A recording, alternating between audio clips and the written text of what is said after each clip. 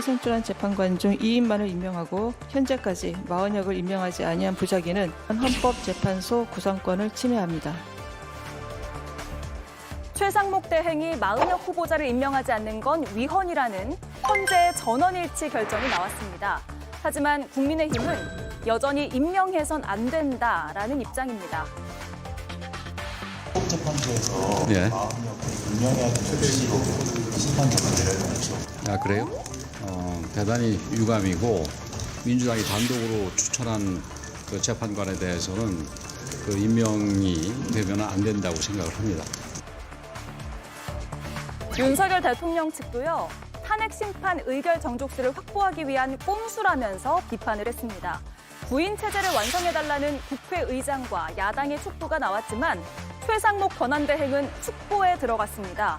헌재 결정에 대해서 존중한다면서도 결정문을 잘 살펴보겠다라고 밝혔을 뿐입니다.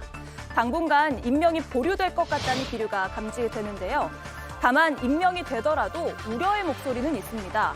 대통령 탄핵 심판이 늦춰지는 것 아니냐 하는 건데요. 헌재 구인 체제가 과연 변수가 될까요? 몇몇 언론에서는 그렇게 쓰고 있어요.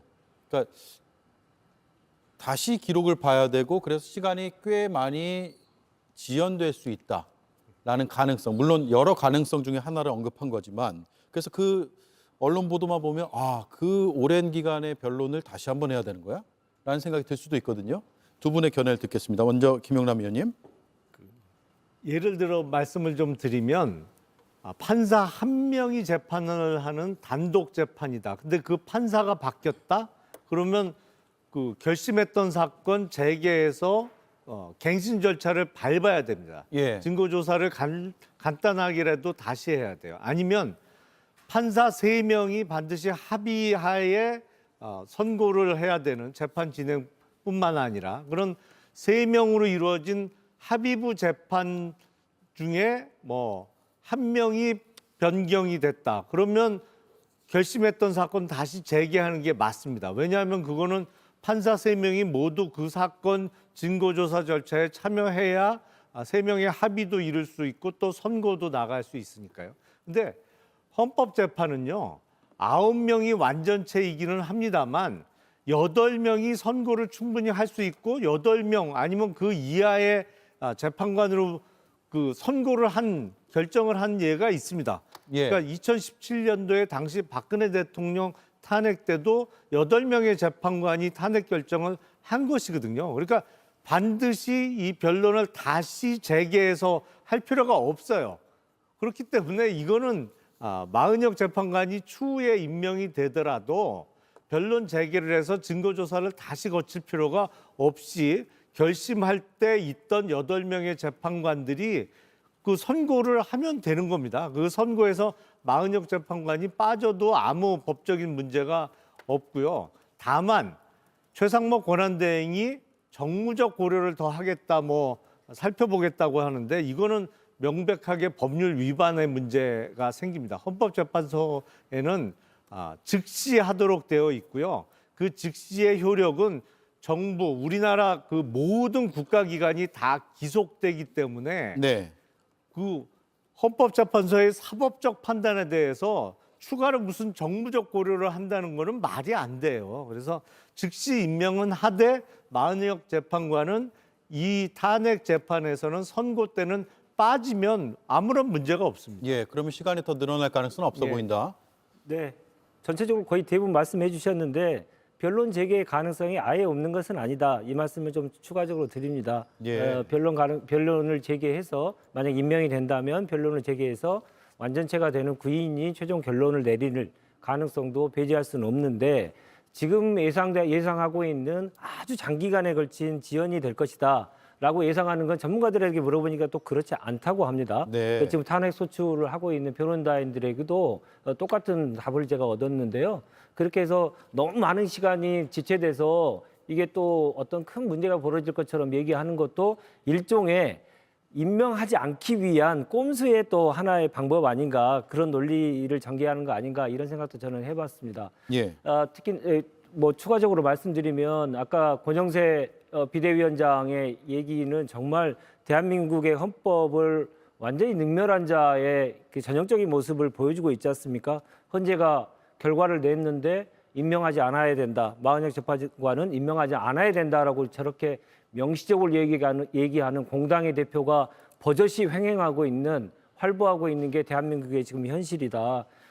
그래서 헌법을 지키기 위한 노력을 하는 헌정 수호 세력이 더욱더 똘똘 뭉쳐서 빠른 조기 대선을 통해서 탄핵의 심판, 그리고 헌정 파괴 세력들에 대한 심판을 해야 되겠구나 하는 생각을 오늘 개인적으로 다시 한번 하게 됐습니다. 네, 지금 화면을 보면 권영세 비대위원장은 오늘 앞서 들으셨듯이 민주당 단독으로 추천한 인사이기 때문에 임명돼서는 안 되고 헌재의 결정은 대단히 유감이다라는 입장을 나타냈고요. 권성동 국민의힘 원내대표는 헌재가 다수당의 의회 독재를 용인한 꼴이다라고 해서 헌재를 비판했습니다. 그리고 대통령 측에서도 대통령 탄핵 심판 정족수를 확보하기 위한 하명 결정이다, 이런 표현이 등장했고요. 최상목 권한대행은 헌재 결정에 의하더라도 임명 의무가 발생하지 않는다라고 주장을 했습니다. 자, 탄핵 심판에 큰 영향을 안 줄 것 같으면 왜 반대를 할까라는 생각도 들고, 저는 제일 눈에 띄었던 부분이 권영세 비대위원장이 민주당 단독 추천이기 때문에 안 된다라고 했는데, 오늘 헌재의 결정을 보면 민주당 단독이 아니라 국회가 합의해서 후보자로 내세웠다라고 판단한 거 아닌가요? 그렇습니다. 결국 본회의를 통과했잖아요. 예. 그거를 인정한 것이고. 헌재가 인정을 한 것이죠. 예, 인정한 것인데 지금 도돌이표 같은 이야기를 계속 하고 있는 겁니다. 더군다나 권영세 대표는, 비대위원장은 지난번에 다시 그때로 돌아가도 계엄 해제 의결에 국회에 있었더라도 참여 안 했을 것이라고 얘기한 분이기 때문에 더 말해서 무엇 하겠습니까마는 임명 안 해야 된다라고 얘기하는 것은 헌재의 그 결정에 직접적인 도전이라고 생각하고요. 위헌을 조장하는 그런 발언이라고 생각합니다. 있을 수 없는 발언이죠. 두 분 투권 대표가 지금 똑같이 지금 헌재에서 이 건을 다루기 전부터 했던 이야기들을 계속해서 반복해서 도돌이표처럼 얘기하고 있는데 이미 결론은 난 것이라는 점, 그리고 헌재의 결정에 빨리 따라야 한다는 것을 다시 한번 강조하고요. 그다음에 대통령 측의 지금 법률 대리인단들도 비슷한 얘기하고 있는데, 지금 저 모습을 보니까요, 헌재에서 대통령 탄핵 심판 관련한 선고가 나도 지금 그거 불복할 준비를 하고 있는 게 아닌가, 그런 생각이 듭니다. 아, 탄핵이 되더라도 예. 불복이요? 오늘 지금 헌재의 결정에 대해서 이걸 수용하는 게 맞죠. 그런데 그걸 따라서 따를 필요도 없다고 얘기하고 문제가 있다고 계속 지금 문제 제기를 하는 입장을 내는 걸 보면 나중에 대통령 관련한 탄핵 선고 관련해서도 이거 지금 불복 준비를 이미 끝낸 게 아닌가라는 생각이 들어서 굉장히 우려가 되고요. 특히 애초에 저희가 빨리 3명의 재판관을 임명해야 된다라고 했던 것은 워낙 재판관들에 대한 시비, 헌재 공정성 얘기를 계속 물고 늘어지면서 반복적으로 시비를 걸었기 때문에 애초에 완전체가 돼서 구인의 그 헌법재판관이 대통령 탄핵 심판에 대해서 심리를 하는 게 맞다라고 그래서 누누이 주장했던 거 아닙니까? 애초에 최상목 권한대행이 3명을 다 임명했더라면 이런 논란을 저희가 할 필요도 없었던 건데, 정말 최 대행이 이 책임을 통감해야 된다고 생각하고요.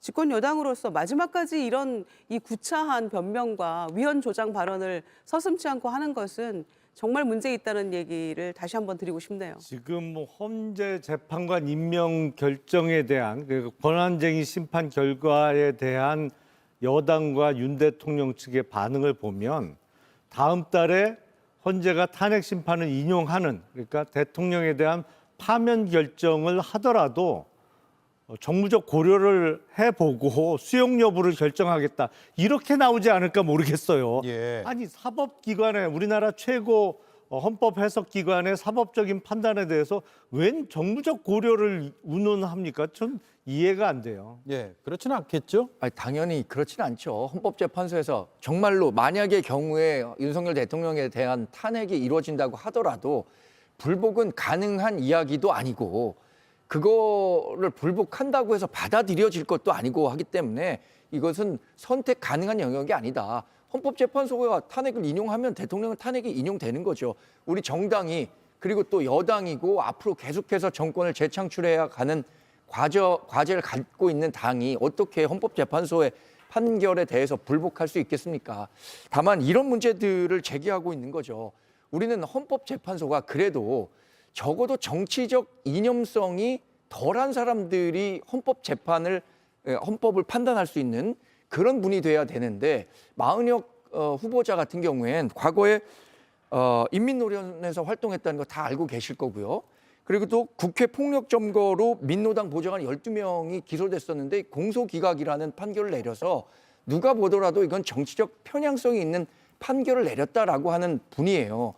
아무리 헌법재판소가 대통령 3인, 뭐 대법원장 3인, 국회 3인 이런 정치적 후견주의가 있다고 하더라도 그래도 수용 가능한 정도의 이 정치적 인식을 갖고 있는 분이어야 하는데 그렇지 않다는 점에서 계속해서 우려를 제기하고 있는 거고요. 예. 왜 이게 중요하냐면 이번 탄핵 재판뿐만 아니라 앞으로 제기되는 헌법 소원과 관련해서 헌법재판소가 다 일일이 판단을 할 겁니다. 예를 들어서 헌법 84조 대통령은 소추되지 않는다. 이 부분도 어쩌면 헌법재판소에서 판단을 해야 될 가능성이 있는데 이렇게 이념적인 편향성이 있는 분이 헌법재판관의 일원이 된다면 예. 이런 문제 제기할 수밖에 없는 거죠. 예. 아니 그런데 마은영 후보자를 제외한 8명의 헌법재판관이 결정을 오늘 했는데 그거는 왜 지금 임명해야 된다라고 결정을 했음에도 불구하고 지금 국민의힘은 임명해서는 안 된다는 입장이잖아요. 그 지금 마은영 후보자에 대한 문제점을 상당히 오래 말씀하셨는데 그 사람 제외하고 8명이 결정한 것도 지금 따르지 못하겠다는 게 국민의힘 입장 아닙니까? 예. 네, 헌법재판소의 이번 결정, 윤 대통령 탄핵 심판엔 어떤 영향을 미칠지 법조팀 여도현 기자와 따져보겠습니다. 여기 이제 앞서 봤지만 그래서 궁금한 건 과연 마은혁 후보자가 탄핵 심판에 참여하냐 아니냐잖아요. 어느 쪽입니까?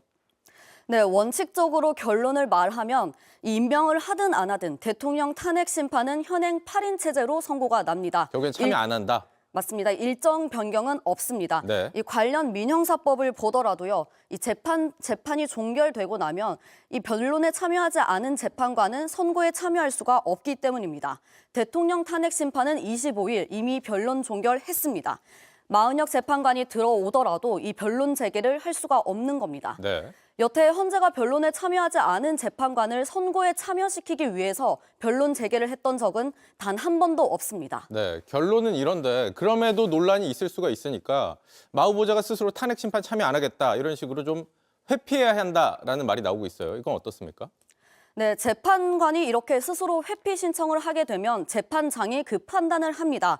그런데 지금 단계에선 이걸 논의하는 게 좀 의미가 없습니다. 네. 이 회피라는 게 결국 본인이 관여할 수 있는 권한이 있는데 안 하겠다는 건데 일단 아직 임명이 되지 않았고 임명이 된다고 하더라도 이 마 후보자는 대통령 탄핵 심판이 이미 종결했기 때문에 재판 회피 권한 자체가 없다고 헌재는 밝혔습니다. 네, 결국엔 8인 체제로 결론 날 가능성이 크다는 건데 이 재판관들이 그동안 어떤 걸 중요하게 봤는지 좀 저희가 살펴볼 수가 있었죠?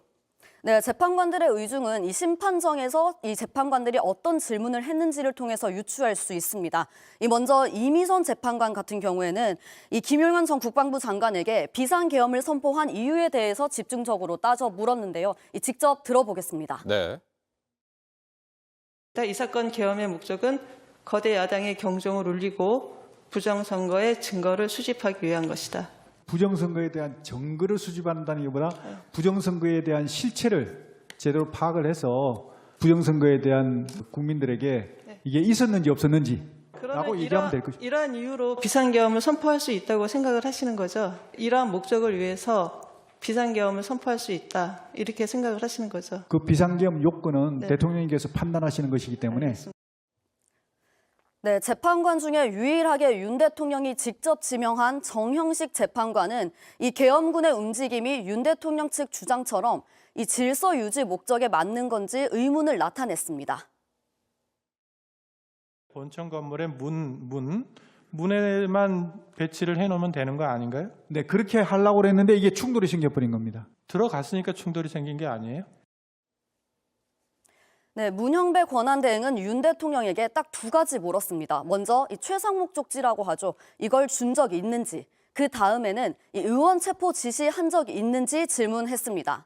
이걸 묻고 이후에 나온 증인들에게는 이 수사기관에서 조사를 받을 때 조서에 서명 날인을 직접 했는지 물었습니다. 마지막으로 김형두 재판관은 이 심판정에서 증언을 하지 않는 증인들에게 이렇게 답변을 끌어내기 위해서 설득하는 모습을 보였습니다. 네. 이 반면에 재판관 4명은 그동안 한 번도 질문을 하지 않았어요. 이건 왜 그렇습니까?